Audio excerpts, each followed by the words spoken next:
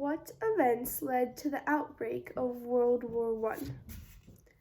People typically only learn about the assassination of Franz Ferdinand when they learn of the causes of the First World War.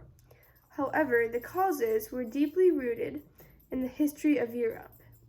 The roots of World War I lay in the intense political turmoil which marked the turn of the century. World War I was caused by, first, the decline of the Ottoman Empire, second, the competition between Germany and the United Kingdom, and third, a series of embarrassments for Russia. The first point is that the effects that the fall of the Ottoman Empire had on Europe created conflict that led to World War I. The Ottoman Empire reached its height in 1683 when they attempted to conquer Vienna, which is the capital of Austria. The Ottomans were Muslims, and this particular denomination were the Sufi. They had mystical traditions, where one tradition was they would try to hallucinate, and so they would spin around on one foot for hours on end, and so they would get pretty crazy. They would also like to drink coffee, and so when they were forced to flee the city that they had surrounded during a surprise attack, they left their coffee beans, and so that was how coffee got introduced to Europe, and it became pretty popular. Also, croissants became popular because, as Chris Pritchett says, quote, "Croissants are Viennese and were created in celebration of the Habsburgs' defeat of the Ottoman Empire," unquote. So that's why croissants are moon-shaped. Okay, so after the Ottomans were defeated at Vienna, the empire slowly declined, and countries gained independence from them. So first Greece and then the Balkans followed. These countries fought against the Ottomans, and then once the Ottomans were defeated, they fought against each other. Bosnia was an Orthodox country, and they asked Russia for help because they didn't want to be taken over by Austria, which was Catholic. But Russia refused them, and that led to tension. The Archduke Franz Ferdinand could not be seen in public in Austria with his wife because she was, technically it was an illegitimate marriage, and because she was a serving lady. So he decided to go to Serbia, where he was allowed to be seen in public. But they were assassinated, which led to World War I. So the second point is that the growth of competition between Germany and the United Kingdom led to a Thucydides trap.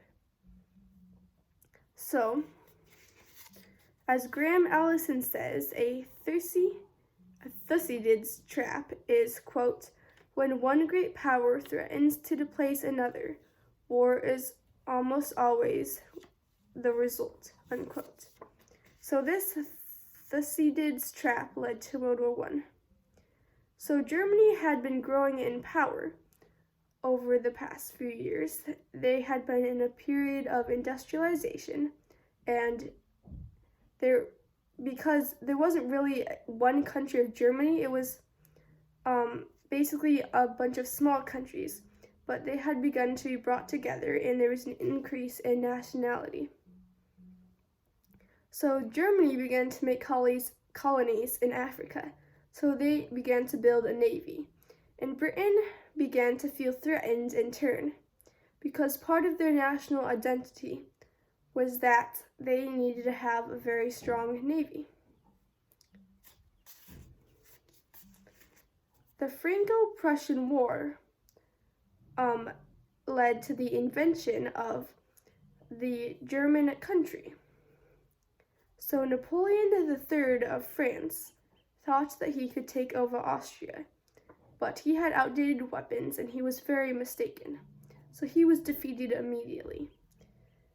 And so when when the French announced that they were surrendering, the Austrians said that they were going to create the country Germany under one language.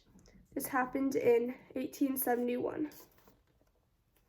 The third point is that a series of embarrassments for Russia led to World War I. So World War I would never have risen to the scale it did without Russia joining the war. The Russians joined because of a series of embarrassments and their desire to prove itself to other countries and get over these embarrassments, basically. So they were involved in the Russo-Japanese War, and they had a naval base called Port Arthur. It was surrounded by the Japanese, and even though they had supplies and could have held out for a while, the Russian leaders surrendered. So now the Russians wanted to get revenge on Japan, and so they decided to launch a surprise attack with their navy, except their navy was all the way on the other side of the world in St. Petersburg. So they left with an outdated fleet, and they filled it completely full with soldiers. They left Petersburg, and within 3 days, several of their ships had run aground. A few of them had crashed into each other, and some crashed into some coal ships. So they were already very patched up. When they were still in the Baltic Sea, they became afraid of a Japanese surprise attack. They just told the men to man the guns, and they stayed up all night. One foggy night, a ship accidentally signaled that they were under attack. They thought they saw ships in the fog, so they began to fire. This lasted all night. But when the sun rose, they saw that they were actually English fishermen that they were firing against. And so basically they wasted ammunition, and now the English were very mad at them. And so they decided to punish them. The English published what had happened, and they said that the Russians can't use the Suez Canal, which meant that they had to go all the way around Africa. So they started going around Africa, but eventually they ran out of coal. So they were stuck down in the heat while they waited for more supplies to come. One soldier named Eugene Politovsky said, quote, "Lying on my back last night, I watched the rats making themselves at home in my cabin," unquote. So the ships were filled with rats, and it was so hot that they would even, the rats would drown in the sweat. So finally, they arrived in Japan, where the Japanese were waiting for them and basically demolished the Russian fleet. So this left Russia very embarrassed, and they wanted to restore its military reputation, which led them to join World War I. In conclusion, when we learn about the causes of World War I, we typically only learn about the assassination of the Archduke of Austria. However, the roots of World War I lay in the political turmoil in Europe.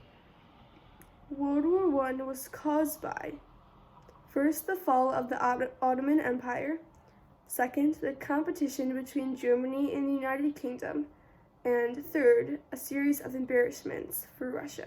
Thank you.